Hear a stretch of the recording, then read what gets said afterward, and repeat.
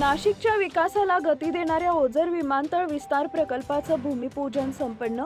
ओझर विमानतळावरील नवीन एकात्मिक टर्मिनल इमारत बांधकाम व विस्तारीकरण कामाचा भूमिपूजन सोहळा आज राज्याचे मुख्यमंत्री देवेंद्रजी फडणवीस साहेब यांच्या शुभ हस्ते संपन्न झाला। यावेळी शालेय शिक्षण मंत्री माननीय नामदार दादाजी भुसे देखील उपस्थित होते।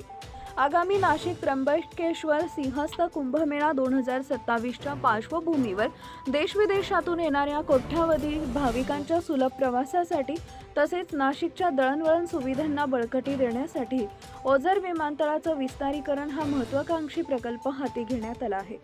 या प्रकल्पाअंतर्गत नवीन टर्मिनल इमारत बांधकाम आणि इतर अनुषंगिक कामं महाराष्ट्र राज्य पायाभूत सुविधा विकास महामंडळ यांच्या माध्यमातून पूर्ण करण्यात येणार आहे। या प्रकल्पामुळे नाशिकच्या दळणवळण व्यवस्थेला मोठी चालना मिळणार असून राज्याच्या वाहतूक क्षेत्रात या प्रकल्पाचं महत्त्वपूर्ण योगदान ठरणार आहे। यावेळी मंत्री गिरीश महाजन, मंत्री शिवेंद्रसिंह राजे भोसले, मंत्री नरहरी झिरवाळ तसेच अनेक मान्यवर आमदार आणि अधिकारी उपस्थित।